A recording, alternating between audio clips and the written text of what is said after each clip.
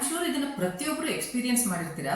ಏನು ಅಂದ್ರೆ ಬೆಟ್ಟ ಗುಡ್ಡಗಳ ಮಧ್ಯದಲ್ಲಿ ಹೋಗಿ ಜೋರಾಗಿ ನಾವು ಧ್ವನಿಯನ್ನ ಮಾಡಿದಾಗ ಅದೇ ಧ್ವನಿ ನಮ್ಗೆ ವಾಪಸ್ ಬಂದಿರುತ್ತೆ. ನೀವು ಯೂನಿವರ್ಸ್ ಹತ್ರ ಏನಾದ್ರೂ ಕೇಳಿದಾಗ ಇದೇ ಆಗೋದು. ನೀವು ಏನೇ ನಿಮ್ಮ ಲೈಫ್ ಅಲ್ಲಿ ಕೇಳಿದ್ರು ಯೂನಿವರ್ಸ್ಗೆ, ಅದು ನಿಮ್ಗೆ ಕೊಡೋದಕ್ಕೆ ಸ್ಟಾರ್ಟ್ ಆಗುತ್ತೆ. ನೀವು ಯೂನಿವರ್ಸ್ ಅಂತಿರೋ, ಸುಪ್ರೀಂ ಪವರ್ ಅಂತಿರೋ, ಭಗವಂತ ಅಂತಿರೋ, ಖುದಾ ಅಂತಿರೋ, ಜೀಸಸ್ ಅಂತಿರೋ, ಬಟ್ ಎಲ್ಲಾನು ಒಂದೇನೆ, ಅದೊಂದು ಸುಪ್ರೀಂ ಪವರ್. ಸೊ ಆ ಸುಪ್ರೀಂ ಪವರ್ ಏನ್ ಮಾಡತ್ತೆ, ನಾವ್ ಏನ್ ಕೇಳಿದ್ರು ನಮ್ಮ ಜೀವನದಲ್ಲಿ ಕೊಡೋದಕ್ಕೆ ಸ್ಟಾರ್ಟ್ ಆಗತ್ತೆ. ಸೊ ಆ ಒಂದು ಅಗೋಚರ ಶಕ್ತಿಯನ್ನ ನಂಬಿ ನಾವೇನೇ ಕೇಳಿದ್ರು ನಮ್ಮ ಲೈಫ್ ಅಲ್ಲಿ ಅದು ಬರೋದಂತೂ 100% ಗ್ಯಾರಂಟಿ. ಬಟ್ ನಮಗೆ ಬಿಲೀವ್ ಇರಬೇಕಷ್ಟೇ. Hi, this is doctor Manjula Kiran. I am a motivation speaker, law of attraction manifestation trainer and also life coach. ಇವತ್ತು ನಾನು ಒಂದು ತುಂಬಾ ಪವರ್ಫುಲ್ ಟೆಕ್ನಿಕ್ ಬಗ್ಗೆ ಮಾತಾಡ್ತಾ ಇದ್ದೀನಿ. ಆ ಒಂದು ಟೆಕ್ನಿಕ್ ನ ಯೂಸ್ ಮಾಡಿಕೊಂಡು ನಿಮ್ಮ ಲೈಫ್ ಅಲ್ಲಿ ನಿಮಗೆ ಏನ್ ಬೇಕೋ ಅದನ್ನ ನೀವು ಯೂನಿವರ್ಸ್ ಕಡೆಯಿಂದ ತಗೋಬಹುದು. ತುಂಬಾ ಇಂಟ್ರೆಸ್ಟಿಂಗ್ ಆಗಿದೆ ಇದು ಟಾಪಿಕ್. ಮತ್ತೆ ಕೊನೆವರೆಗೂ ನೋಡಿ, ಲೈಕ್ ಮಾಡಿ, ಶೇರ್ ಮಾಡಿ, ಸಬ್ಸ್ಕ್ರೈಬ್ ಮಾಡೋದನ್ನ ಮರಿಬೇಡಿ. ದಯವಿಟ್ಟು ಲೈಕ್ ಮಾಡಿ, ನನಗೆ ಅದೊಂಥರ ಮೋಟಿವೇಶನ್ ಇದ್ದಂಗೆ. ಈ ಟೆಕ್ನಿಕ್ ಅನ್ನ ಯೂಸ್ ಮಾಡಿಕೊಂಡು ತುಂಬಾ ಜನರ ಲೈಫ್ ಅಲ್ಲಿ ಮಿರಾಕಲ್ಸ್ ಆಗೋದನ್ನ ನಾನು ನೋಡಿದ್ದೀನಿ.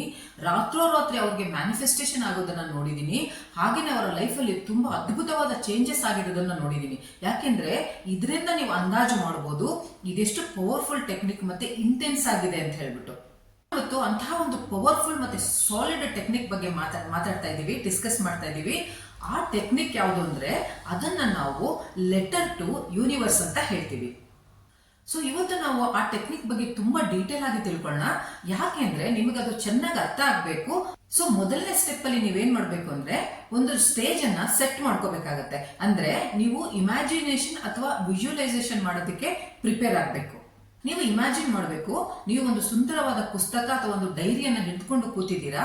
ನಿಮ್ಮ ಎದುರುಗಡೆ ಆ ಒಂದು ಸುಪ್ರೀಂ ಪವರ್, ಭಗವಂತ, ಯೂನಿವರ್ಸ್, ಖುದಾ, ಜೀಸಸ್ ಏನ್ ಹೇಳ್ತೀವಿ, ಅವನನ್ನ ನೀವು ನಿಮ್ಮ ಕಣ್ಣಾರೆ ನೋಡ್ತಾ ಇದ್ದೀರಾ. ಒಂದು ಬ್ರೈಟ್ ಲೈಟ್ ರೂಪದಲ್ಲಿ ಅವನನ್ನ ನೋಡ್ತಾ ಇದ್ದೀರಾ. ಅಂಡ್ ಹಾಗೇನೆ ನೀವು ಅದನ್ನ ಫೀಲ್ ಆ ಡಿವೈನ್ ಎನರ್ಜಿ ಇದೆಯಲ್ಲ, ಆ ಡಿವೈನ್ ಎನರ್ಜಿನ ನೀವು ಫೀಲ್ ಮಾಡ್ತಾ ಇದ್ದೀರಾ. ಅವನು ನಿಮ್ಮ ಎದುರುಗಡೆನೆ ಕೂತಿದ್ದಾನೆ ಅನ್ನೋ ಒಂದು ಇಮ್ಯಾಜಿನೇಷನ್ ಅನ್ನ ನೀವು ಮಾಡ್ಕೊಂಡು ಡೈರಿ ಇಟ್ಕೊಂಡು ಕೂತ್ಕೊಳ್ಬೇಕಾಗತ್ತೆ. ಈ ಮೊದಲನೇ ಸ್ಟೆಪ್ ಮಾಡುವಾಗ ನಿಮ್ಗೊಂಥರ ರೋಮಾಂಚನ ಆಗತ್ತೆ, ಗೂಸ್ ಬಂಪ್ಸ್ ಕೂಡ ಬರ್ಬೋದು. ಏಕೆಂದ್ರೆ ಆ ಸುಪ್ರೀಂ ಪವರ್ ಜೊತೆ, ಆ ಭಗವಂತನ ಜೊತೆ, ಆ ಖುದಾನ ಜೊತೆ, ಆ ಜೀಸಸ್ ನ ಜೊತೆ ನೀವು ಕಾಂಟ್ಯಾಕ್ಟ್ ಮಾಡೋದಕ್ಕೆ ಪ್ರಿಪೇರ್ ಆಗ್ತಾ ಇದ್ದೀರಾ. ಅವನ ಜೊತೆ ನೀವು ಮಾತಾಡೋದಕ್ಕೆ ರೆಡಿ ಆಗ್ತಾ ಇದ್ದೀರಾ. ಆ ಒಂದು ಫೀಲಿಂಗ್ ಹೇಗಿರ್ಬೇಕು ಅಂದ್ರೆ, ನಿಮ್ ಎದುರುಗಡೆ ಯಾರೋ ಪರ್ಸನ್ ಕೂತಿದ್ದಾರೆ, ಅವರಿಗೆ ನೀವು ನಿಮಗೆ ಏನ್ ಬೇಕೋ ಅದನ್ನೆಲ್ಲ ನೀವು ಹೇಳ್ತಾ ಇದ್ದೀರಾ, ಆರ್ಡರ್ ಕೊಡ್ತಿದ್ದೀರಾ ಅನ್ನೋ ರೀತಿನಲ್ಲಿ ನಿಮ್ಮ ಒಂದು ಭಾವನೆಯನ್ನ, ನಿಮ್ಮ ಒಂದು ಫೀಲಿಂಗ್ ಅನ್ನ ನೀವು ಇಟ್ಕೋಬೇಕಾಗತ್ತೆ. ಅದರ ಜೊತೆಗೇನೆ ಈಗಾಗ್ಲೇ ನಿಮ್ಮ ಹತ್ರ ಏನಿದೆ, ಅವನು ನಿಮ್ಗೆಲ್ಲ ಏನೆಲ್ಲ ಕೊಟ್ಟಿದ್ದಾನೆ, ಅದಕ್ಕೆಲ್ಲ ನೀವು ಥ್ಯಾಂಕ್ಸ್ ಹೇಳೋದಕ್ಕೆ ರೆಡಿ ಆಗ್ತಾ ಇದ್ದೀರಾ. ಆ ಒಂದು ಫೀಲಿಂಗ್ ಅನ್ನ, ಆ ಒಂದು ಸ್ಪಿರಿಚುವಲ್ ಒಂದು ಡಿವೈನ್ ಎನರ್ಜಿಯನ್ನ ನೀವು ನಿಮ್ಮೊಳಗೆ ಇಟ್ಕೊಂಡು ರೆಡಿ ಆಗ್ತಾ ಇದ್ದೀರಾ. ಅಂಡ್ ಅವನನ್ನ ಕಾಂಟ್ಯಾಕ್ಟ್ ಮಾಡೋದಕ್ಕೆ ಕಾತರವಾಗಿ ಕೂತಿದ್ದೀರಾ ಅನ್ನೋ ಲೆವೆಲ್ ಅಲ್ಲಿ ನೀವು ಫೀಲ್ ಮಾಡ್ಬೇಕಾಗತ್ತೆ. ಸೊ ಈ ಒಂದು ಪ್ರಿಪರೇಷನ್ ಸ್ಟೇಜ್ ಅಲ್ಲಿ ನಿಮ್ಮ ಎಮೋಷನ್ಸ್ ಮತ್ತೆ ವೈಬ್ರೇಷನ್ಸ್ ತುಂಬಾ ಹೈ ಆಗುತ್ತೆ. ನಿಮಗೆ ಅಳು ಕೂಡ ಬರ್ಬೋದು, ಕಣ್ಣೀರ್ ಕೂಡ ಬರ್ಬೋದು. ಅಳು ಬಂದ್ರೆ ಅತ್ತು ಬಿಡಿ, ಯಾಕೆಂದ್ರೆ ನೀವು ಭಗವಂತನ ಜೊತೆ ಮಾತಾಡೋದಕ್ಕೆ ರೆಡಿ ಆಗ್ತಾ ಇದ್ದೀರಾ. ಆ ಒಂದು ಭಾವಾವೇಶ ಏನಿದೆ, ಅದು ಸಂತೋಷದ ರೂಪದಲ್ಲಿರ್ಬೋದು, ದುಃಖದ ರೂಪದಲ್ಲಿರ್ಬೋದು, ನಿಮ್ಮ ಒಳಗಡೆ ಯಾವ ಭಾವನೆ ಬರ್ತಾ ಇದೆ ಆ ಭಾವನೆಯಿಂದ ನೀವು ಅತ್ತು ಬಿಡಿ. ಕಣ್ಣೀರ್ ಹಾಕಿದ್ರೆ ಏನೋ ತಪ್ಪಿಲ್ಲ, ಯಾಕೆಂದ್ರೆ ನಾನು ಇದನ್ನೆಲ್ಲ ಅನುಭವಿಸ್ಬಿಟ್ಟಿದ್ದೀನಿ. ಇದನ್ನೆಲ್ಲ ಅನುಭವಿಸೋಣ ನಾನು ನಿಮಗೆ ನನ್ನ ಒಂದು ಪರ್ಸನಲ್ ಎಕ್ಸ್ಪೀರಿಯನ್ಸ್ ನ ನಿಮ್ಮ ಹತ್ರ ಶೇರ್ ಮಾಡ್ಕೊಳ್ತಾ ಇದ್ದೀನಿ. ಅಂಡ್ ಎರಡನೇ ಸ್ಟೆಪ್ ಅಲ್ಲಿ ಮ್ಯಾಜಿಕ್ ಸ್ಟಾರ್ಟ್ ಆಗುತ್ತೆ. ಏನು ಅಂದ್ರೆ, ನಮಗೆ ಏನೆಲ್ಲ ಬೇಕು ಮುಂದೆ ಜೀವನದಲ್ಲಿ ಅದನ್ನ ನಾವು ಡೀಟೇಲ್ ಆಗಿ ಬರೆಯೋದಕ್ಕೆ ರೆಡಿ ಆಗ್ಬೇಕು. ಸ್ಟಾರ್ಟಿಂಗ್ ಹೇಗೆ ಸ್ಟಾರ್ಟ್ ಮಾಡಬೇಕು ಅಂದ್ರೆ, ನೀವು ಥ್ಯಾಂಕ್ಸ್ ಇಂದ ಸ್ಟಾರ್ಟ್ ಮಾಡ್ಬೇಕಾಗತ್ತೆ. ಯಾಕೆಂದ್ರೆ ಇಲ್ಲಿವರೆಗೂ ನಿಮಗೆ ಅವನು ಏನೆಲ್ಲ ಕೊಟ್ಟಿದ್ದಾನೆ ಅದಕ್ಕೆಲ್ಲ ನೀವು ಥ್ಯಾಂಕ್ಸ್ ಹೇಳ್ಬೇಕು. ಮುಂದೆ ನಿಮಗೆ ಏನೆಲ್ಲ ಸಿಗುತ್ತೆ ಅದಕ್ಕೂ ಥ್ಯಾಂಕ್ಸ್ ಹೇಳ್ತಾ ನೀವು ಬರೆಯೋದಕ್ಕೆ ಸ್ಟಾರ್ಟ್ ಮಾಡಬೇಕು. ಫಾರ್ ಎಕ್ಸಾಂಪಲ್, ನಿಮಗೆ ಒಂದು ಒಂದು ಡ್ರೀಮ್ ಹೌಸ್ ಅನ್ನ ನೀವು ಮ್ಯಾನಿಫೆಸ್ಟ್ ಮಾಡ್ತಾ ಇದ್ದೀರಾ ಅಂದ್ರೆ, ಆ ಮನೆಯ ಬಗ್ಗೆ ಚಿಕ್ಕ ಚಿಕ್ಕ ಡೀಟೇಲ್ಸ್ ಕೂಡ ನೀವು ಬರಿಬೇಕಾಗತ್ತೆ. ಹೇಗೆ, ಫಾರ್ ಎಕ್ಸಾಂಪಲ್, ನೀವೊಂದು ಸುಂದರವಾದ ಮನೆಯನ್ನ ಮ್ಯಾನಿಫೆಸ್ಟ್ ಮಾಡ್ತಾ ಇದ್ರೆ ನೀವು ಬರಿಬೇಕು, thank you God, thank you universe, ನನಗೆ ಈ ಸುಂದರವಾದ ಮನೆಯನ್ನ ಕೊಟ್ಟಿರುವುದಕ್ಕೆ. ನಾನು ಮನೆಯ ಗೇಟ್ ಒಳಗಡೆ ಹೋಗ್ತಾ ಇದ್ದೀನಿ, ಸುಂದರವಾದ ಗಾರ್ಡನ್ ನನ್ನ ಕಣ್ಣು ಮುಂದೆ ಕಾಣಿಸ್ತಾ ಇದೆ, ಹಲವಾರು ಕಲರ್ ಫ್ಲವರ್ಸ್ ನಾನು ನೋಡ್ತಾ ಇದ್ದೀನಿ, ಎಲ್ಲಿ ನೋಡಿದ್ರು ಗ್ರೀನರಿ ಇದೆ. ಅದನ್ನ ದಾಟ್ಕೊಂಡು ನಾನು ಒಳಗಡೆ ಹೋದ್ರೆ ದೊಡ್ಡ ಸುಂದರವಾದ ಬಾಗಿಲಿದೆ, ಆ ಬಾಗಿಲನ್ನ ತೆಗೆದುಬಿಟ್ಟು ನಾನು ಒಳಗಡೆ ಹೋಗ್ತಾ ಇದ್ದೀನಿ. ನನ್ನ ಮನೆ ತುಂಬಾ ದೊಡ್ಡದಾಗಿದೆ. ಆ ಮನೆಯಲ್ಲಿ ಹಾಲ್ ಅಲ್ಲಿ ಫರ್ನಿಚರ್ಸ್ ತುಂಬಾ ಸುಂದರವಾಗಿ ಜೋಡಿಸಲ್ಪಟ್ಟಿದೆ. ಹಾಗೆಯೇ ಗೋಡೆಗಳ ಮೇಲೆ ಒಳ್ಳೊಳ್ಳೆ ಪೇಂಟಿಂಗ್ಸ್ ಅನ್ನ ಹಾಕಲಾಗಿದೆ. ಹಾಗೆಯೇ ನೀವು ಕಿಚನ್ ನ ನೀವು ವಿಜುವಲೈಸ್ ಮಾಡಬೇಕು. ಹಾಗೆ ನಿಮ್ಮ ಪೂಜಾ ರೂಮ್ ಹೇಗಿದೆ ಅದನ್ನ ವಿಜುವಲೈಸ್ ಮಾಡಬೇಕು. ಕಿಡ್ಸ್ ರೂಮ್ ಹೇಗಿದೆ ಅಂತ ಅದನ್ನ ವಿಜುವಲೈಸ್ ಮಾಡಬೇಕು.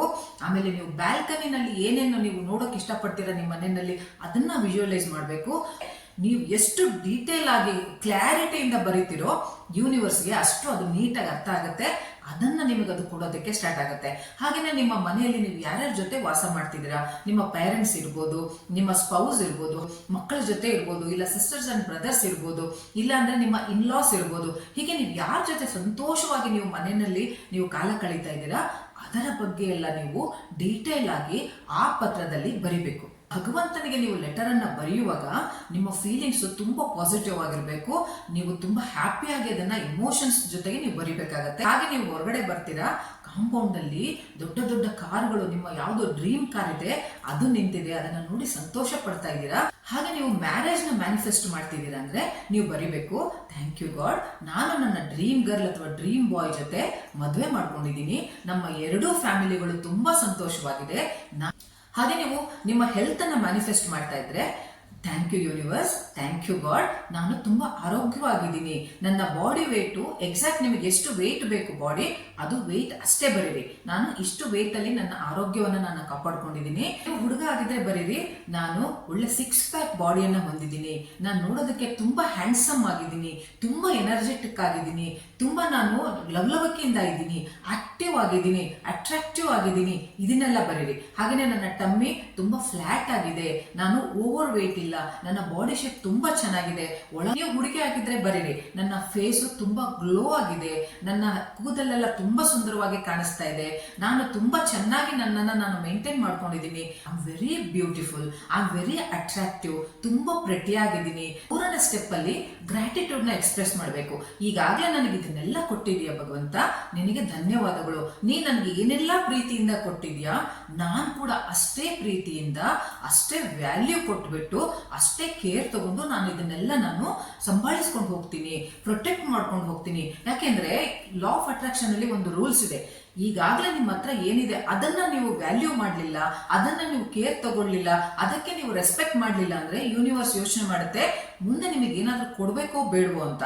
ಹಾಗೆ ನೀವು ಅವನಿಗೆ ಪ್ರಾಮಿಸ್ ಮಾಡಬೇಕು, ನಾನು ಪ್ರಾಮಿಸ್ ಮಾಡ್ತಾ ಇದ್ದೀನಿ, ನೀನು ಈಗಾಗಲೇ ನನಗೆ ಏನೆಲ್ಲ ಕೊಟ್ಟಿದ್ಯಾ, ಅದು ವಸ್ತು ಆಗಿರ್ಲಿ ವ್ಯಕ್ತಿ ಆಗಿರ್ಲಿ, ಅದನ್ನ ನಾನು ಕಾಪಾಡ್ಕೊಳ್ತೀನಿ, ಲಾಯಲ್ ಆಗಿರ್ತೀನಿ, ರೆಸ್ಪೆಕ್ಟ್ ಮಾಡ್ತೀನಿ, ಕೇರ್ ಮಾಡ್ತೀನಿ, ಲವ್ ಮಾಡ್ತೀನಿ, ನಾನು ಪ್ರಾಮಿಸ್ ಮಾಡ್ತಾ ಇದ್ದೀನಿ, ನನ್ನ ಜೀವ ಇರೋವರೆಗೂ ನನ್ನ ಹತ್ರ ಇರೋದನ್ನೆಲ್ಲ ನಾನು ರೆಸ್ಪೆಕ್ಟ್ ಮಾಡ್ಕೊಂಡು ಹೋಗ್ತೀನಿ. ಅಂಡ್ 4ನೇ ಸ್ಟೆಪ್ ಅಲ್ಲಿ ನೀವೇನೆಲ್ಲ ಬಯಸ್ತಿದ್ದೀರಾ ಅದನ್ನ ಬರೆದು ಬಿಟ್ಟು ರಿಲೀಸ್ ಮಾಡ್ಬಿಡ್ಬೇಕು. ಯಾಕೆಂದ್ರೆ ನಿಮಗೆ ನಂಬಿಕೆ ಇರಬೇಕು, ಸರಿಯಾದ ಸಮಯದಲ್ಲಿ ನಾನು ರಿಸೀವ್ ಮಾಡೋದಕ್ಕೆ ರೆಡಿ ಆದಾಗ, ಅವನಿಗೆ ನನಗೆ ಕೊಡಬೇಕು ಅಂತ ಅನ್ನಿಸ್ದಾಗ ಎಲ್ಲ ಸಿಗುತ್ತೆ. ಅವು ಈಗ ಹೋಟೆಲ್ಗೆ ಹೋದಾಗ ಏನಾದ್ರೂ ಆರ್ಡರ್ ಮಾಡ್ಬಿಟ್ಟು ಮೊಬೈಲ್ ಹಿಡ್ಕೊಂಡು ಸುಮ್ಮನೆ ನೋಡ್ಕೊಂಡು ಕೂತಿರ್ತೀವಲ್ವಾ, ನಮ್ಗೆ ನಂಬಿಕೆ ಇರುತ್ತೆ ಅದು ಬಂದೇ ಬರುತ್ತೆ ಅಂತ. ಆ ರೀತಿಯಲ್ಲಿ ಒಂದ್ಸತಿ ಅವನಿಗೆ ಹೇಳದ್ಮೇಲೆ ನೀವು ಅದನ್ನ ರಿಲೀಸ್ ಮಾಡ್ಬಿಡ್ಬೇಕು. ನೀವೇನ್ ಅನ್ಕೋಬೇಕು ಅಂದ್ರೆ, ನೀವ್ ಯಾರಿಗಾದ್ರೂ ಏನಾದ್ರು ಪತ್ರ ಬರ್ಬಿಟ್ಟು ಬಾಕ್ಸ್ ಹಾಕ್ಬಿಟ್ಟು ಸುಮ್ಮನೆ ಆಗ್ಬಿಡ್ತಿರಲ್ವಾ, ಅದು ಹೋಗಿ ತಲುಪುತ್ತೆ ಅವ್ರಿಗೆ ಅಂತ. ಆತರ ನೀವು ಯೂನಿವರ್ಸ್ ಈಗಾಗಲೇ ನನಗೆ ಏನ್ ಬೇಕು ಅದನ್ನೆಲ್ಲ ನಾನು ಬರೆದು ಬಿಟ್ಟಿದ್ದೀನಿ, ಬಾಕ್ಸಿಗೆ ಹಾಕ್ಬಿಟ್ಟಿದ್ದೀನಿ, ಅದು ಅವ್ನಿಗೆ ಹೋಗಿ ತಲುಪುತ್ತೆ. ಅವ್ನು ನನಗೆ ಕೊಡಬೇಕು ಅನ್ನಿಸಿದಾಗ ಎಲ್ಲ ಕೊಡ್ತಾನೆ. ಲಾಸ್ಟ್ ಸ್ಟೆಪ್ ಅಲ್ಲಿ ನೀವು ಆಕ್ಷನ್ ತಗೋಬೇಕಾಗತ್ತೆ.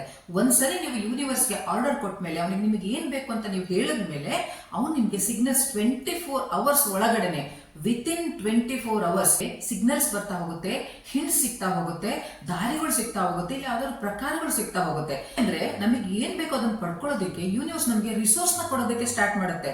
ಆ ರಿಸೋರ್ಸ್ ನಾವು ಅರ್ಥ ಮಾಡಿಕೊಂಡು ಆಕ್ಷನ್ ತಗೊಳ್ಳೋದಕ್ಕೆ ನಾವು ರೆಡಿ ಆಗ್ಬೇಕಾಗತ್ತೆ. ಸೊ ಪ್ಯೂರ್ ಹಾರ್ಟ್ ಇಂದ 100% ಬಿಲೀಫ್ ಇಂದ ನೀವು 5 ಸ್ಟೆಪ್ ಅನ್ನು ನೀವು ಫಾಲೋ ಮಾಡ್ಬಿಟ್ರೆ ನಿಮಗೆ ರಿಯಲೈಸ್ ಆಗ್ತಾ ಹೋಗುತ್ತೆ, ನಿಮಗೆ ಸಿಗ್ನಲ್ ಸಿಗ್ತಾ ಹೋಗುತ್ತೆ. ಸೊ ನಿಮ್ಮ ಮ್ಯಾನಿಫೆಸ್ಟೇಷನ್ ಏನಿದೆ ಅದು ಮಲ್ಟಿಪ್ಲೈ ಆಗಿ ನಿಮ್ಮ ಹತ್ರ ಬರೋದಕ್ಕೆ ಸ್ಟಾರ್ಟ್ ಆಗುತ್ತೆ. ಯಾಕೆಂದ್ರೆ ನೀವು ಪ್ಯೂರ್ ಹಾರ್ಟೆಡ್ ಆಗಿ ನಿಮ್ಮ ಒಂದು ಗ್ರಾಟಿಟ್ಯೂಡ್ ನ ಇಟ್ಕೊಂಡು, ಫೀಲಿಂಗ್ಸ್, ಎಮೋಷನ್ಸ್, ವೈಬ್ರೇಷನ್ಸ್ ಎಲ್ಲ ಪ್ಯೂರ್ ಆಗಿ ಇಟ್ಕೊಂಡು ತುಂಬಾ ಭಕ್ತಿಯಿಂದ ಡಿವೈನ್ ಎನರ್ಜಿಗೆ ನೀವು ಏನ್ ಆರ್ಡರ್ ಕೊಡ್ತೀರಾ, ಏನ್ ರಿಕ್ವೆಸ್ಟ್ ಮಾಡ್ತೀರಾ, ಅದು ನಿಮಗೆ ಮಲ್ಟಿಪ್ಲೈ ಆಗಿ ಬರೋದಕ್ಕೆ ಸ್ಟಾರ್ಟ್ ಆಗುತ್ತೆ. ಖಂಡಿತ ಇದು ವರ್ಕ್ ಆಗೇ ಆಗುತ್ತೆ. ಸೊ ನಾನು ಆಶಿಸ್ತೀನಿ ನಿಮಗೆ ಏನ್ ಬೇಕೋ ಅದನ್ನ ಆ ಭಗವಂತ ಕೊಡ್ಲಿ ಅಂತ ನಾನು ಕೂಡ ಪ್ರೇಯರ್ ಮಾಡ್ತೀನಿ. ನೀವು ಮ್ಯಾನಿಫೆಸ್ಟ್ ಮಾಡಿದ್ದೆಲ್ಲ ನಿಮ್ಮ ಲೈಫಲ್ಲಿ ಸಿಗ್ಲಿ, ನಿಮ್ಮ ಪೇರೆಂಟ್ಸ್ ಜೊತೆ, ನಿಮ್ಮ ಒಂದು ಸ್ಪೌಸ್ ಜೊತೆ, ಮಕ್ಕಳ ಜೊತೆ ನಿಮ್ಮ ಲೈಫು ಕೊನೆಯವರೆಗೂ ಹ್ಯಾಪಿ ಆಗಿರ್ಲಿ ಅಂತ ಆಶಿಸ್ತಾ, ನಿಮ್ಗೆ ಬೇಕಾದ್ದೆಲ್ಲ ನಿಮಗೆ ಆ ಭಗವಂತ ಕೊಡ್ಲಿ ಅಂತ ನಾನು ಕೂಡ ಪ್ರೇಯರ್ ಮಾಡ್ತಾ ಈ ಒಂದು ವಿಡಿಯೋನ ಮುಗಿಸ್ತಾ ಇದ್ದೀನಿ. ಟೇಕ್ ಕೇರ್, ಬಾಯ್.